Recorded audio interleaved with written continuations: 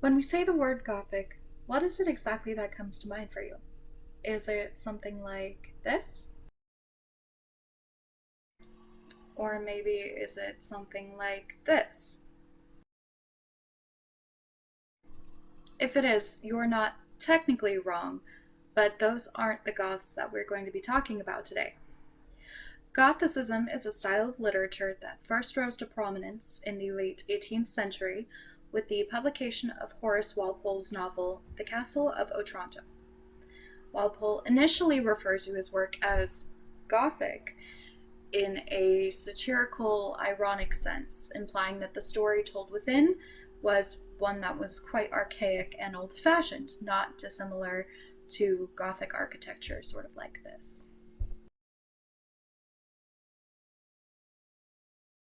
What Walpole didn't expect after publishing this work was for the Gothic genre to take hold of his contemporaries so quickly or with such force. Before long, there were numerous works described as Gothic, with all of them featuring one or more of the defining traits of the genre. Some of the themes and tropes that were often found in Gothic literature are the supernatural, ghosts, vampires, curses, monsters, anything that falls under that umbrella. Another trope is the castle or mansion, typically in disrepair or very isolated out in the forest or the wilderness. There's always usually a sense of abandoned grandeur in these big abandoned places described in Gothic literature. There's almost always a dark and mysterious ambiance, which goes sort of hand in hand with that abandoned building or almost abandoned building that I mentioned previously. It also elicits, intense emotions, often negative, such as horror, fear, in both characters and readers alike. And finally, it focuses much of the attention of the story on the symbolism being used rather than the plot or the characters, relationships, etc. These facets made Gothic literature a popular genre up through the mid 19th century, though there are many pieces that continue to follow the Gothic format published through to today.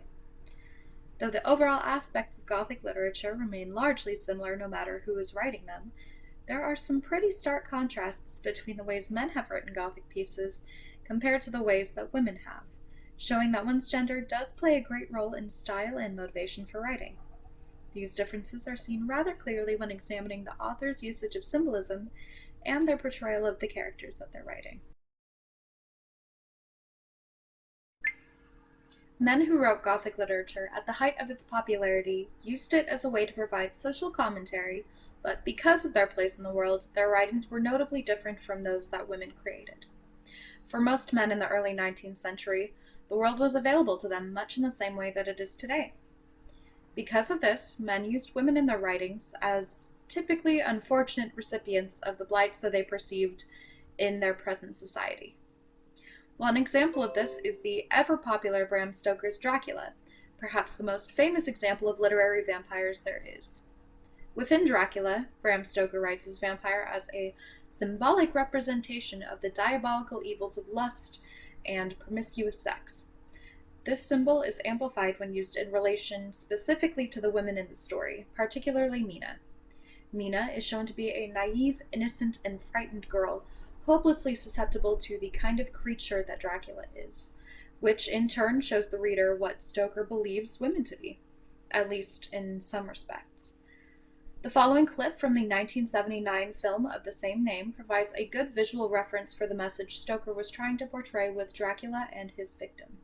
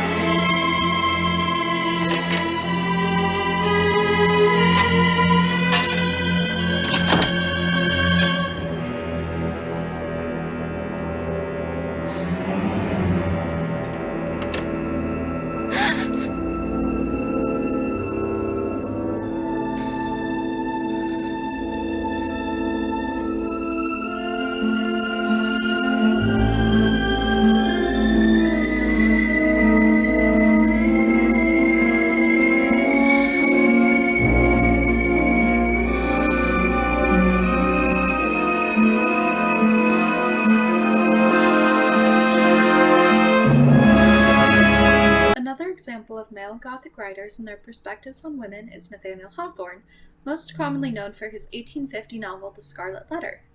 What a lot of people don't know is that Hawthorne was also a prolific short story writer, though I personally would consider his work to be pushing the limits of the height of Gothic literature's popularity, most of his stories being published in the 1850s, 1860s time period. His work is a considerable collection of Gothic symbolism and tropes. The story that is brought to mind when thinking about this topic is his 1843 short story, The Birthmark. In this story, the narrator spends the title recounting how his wife is perfect in every way but one, a birthmark that disrupts her skin. This spurs him to a mad desperation, creating a process for removing the birthmark, a plan which his wife follows until it results in her gruesome and untimely death. The wife in the story is but a two-dimensional foil for her husband, urging him to do whatever he can to remove the thing that makes him detest her, no matter how small it is. She even forgives him as she lay dying for his hubris. She is a symbol for everything flawless, beautiful, and pure in the world, yet still she is touched by imperfection. In Hawthorne's story, this woman is not a woman. She's just a symbol, a representation of man's self-centered, self-destructive quest for utter perfection. As I mentioned earlier in the video, women used Gothic literature for something else almost entirely. Both men and women wrote in the genre to make comments on the state of society at the time they were alive, but the focus in their pieces and the purposes of their messages were very noticeably different. At the time, men were in control of just about everything in society. They were able to be professionals, travel on their own, have money and property of their own, while women could do absolutely none of those things. Writing Gothic fiction was one of the ways that they were able to tell stories of their own and publish messages that were otherwise going unheard. I'd like to begin with one of the best-known female Gothic writers of this time, Mary Shelley, the author of Frankenstein, which was originally published in 1818.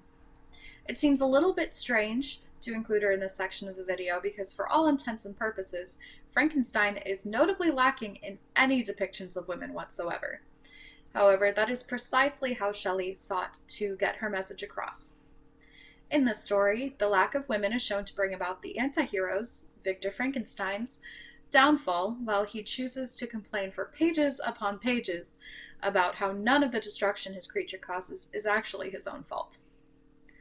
There are many opportunities for Victor to choose to do the right thing throughout the novel, many of which feature involving a woman in the problem he created, like creating a wife for his creature, or even telling his own wife about what's going on. But he persists in this egotistical belief that because he is a man of science, he has all of the answers. Shelley's depiction of Victor shows exactly what it is she thinks of her modern-day men of science, full of hot air and lost without the help of a woman. The next clip I'm about to play shows the childlike innocence that Victor's monster possesses, though the clip stops just before the young girl's tragic death. And though this exact scene doesn't take place in quite the same way as it does in the book, given the book's creature is quite well-spoken and a little more well-mannered than the creature in the film, it puts forth a similar message as the one Shelley did. With some care and compassion, the creature could have become a person nearly like any other, but being abandoned by his father upon drawing breath and having no mother figure to care for him, he lashed out in a destructive way that could have been prevented so very easily.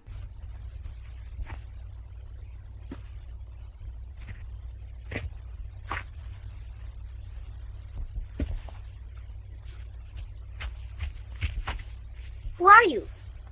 I'm Maria. Will you play with me?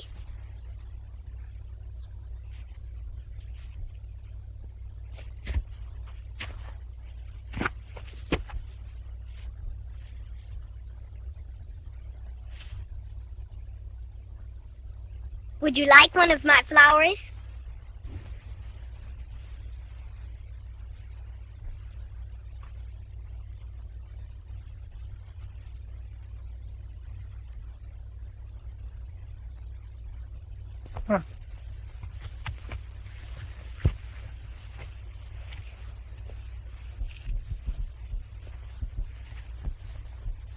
You have those, and I'll have these.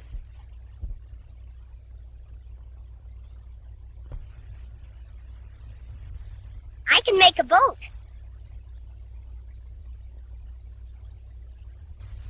See how mine float?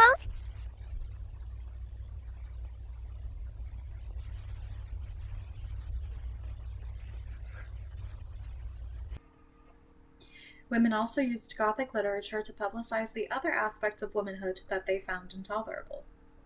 The woman's sphere, as I mentioned before, was of the house and home, and if you were lucky, you might find a good, rich man to be married to and have a comfortable and luxurious life. So long as you were pleasant to look at and normal, that is. One of the authors who chose to utilize her work in this way was Charlotte Bronte in her novel Jane Eyre. The protagonist of the novel, Jane, is a good woman who falls in love with who she believes to be a good, kind, and even wealthy man. It doesn't feel quite like a Gothic novel until midway through, though, after Jane is supposed to get her happily ever after, when she discovers that the strange sounds she's been hearing in her fiancé's house are actually his wife, whom he locked away for being violently insane. While the wife does not speak throughout the novel, her actions speak very well for her. She tears Jane's veil before her wedding, sets fire to her husband's room in anger at being locked away, and in one final, desperate act of independence, she commits suicide so that she no longer has to be trapped in her husband's house. Bronte uses this poor woman as a symbol similar to her male contemporaries. However, this is a criticism of the system that women lived in and showed what might happen if women accept all of the limits that men place on them. Jane recognizes this too and realizes that being married to this man would be the death of her personhood, and in an act of unprecedented rebellion, for the time at least, she leaves. As I mentioned in the introduction of this video, Gothic fiction and horror focuses intently on all of the negative aspects of being a human being. The literary movement came into its own around the same time that Romanticism did, and acts almost as a mirror to the intense and beautiful emotions elicited by those pieces. For this reason, the Gothic genre is the perfect choice for calling out the parts of society that you don't agree with or the parts that you'd like to see changed. It brings out the darker aspects of any topic and causes distress and discomfort for the reader, which are often useful tools for inducing contemplation. Stories with bright colors and happy endings don't really do well as agents for change. Once the story's wrapped up, then that's it. But if the ending is dark and grotesque, or the details throughout are haunting and mysterious, the story just read might stick around with you in your mind. So it is for this reason there's no wondering why both women and men took to the genre with such enthusiasm. Disillusionment and the dark side of humanity truly do go hand in hand. Gender representation is a complicated issue even now in 2022. The words written by a woman are thrown about, as are the words written by a man when discussing characters or sometimes even real-life people. To say someone was written by a woman means that they are usually more emotionally mature, while saying someone was written by a man is to say that they are conventionally attractive, often to a fault. I feel that these words, as casually used as they might be, are still appropriate in this particular context. The messiness of writing people hasn't changed very much between the development of the Gothic genre and modern day. But that doesn't mean that we should just ignore the way that gender has been represented in literature simply because it's in the past. Edgar Allan Poe, Mary Shelley, Nathaniel Hawthorne, and many other authors of the time are still being lauded and taught in schools today. Their works are still incredibly relevant, and in my opinion, they are also very fun to read. Researching and analyzing the way Gothic writers presented gender in their works is a valuable asset in examining the way modern writers do it today. Not only that, but the levels and layers are incredibly interesting. No two writers do it the same way. In just a moment, I'll provide you with a list of articles and blog posts that I used to research this topic for the video, and it might just tickle your fancy. I certainly hope you'll take advantage of this list. It is quite the rabbit hole to fall into. Thank you for watching.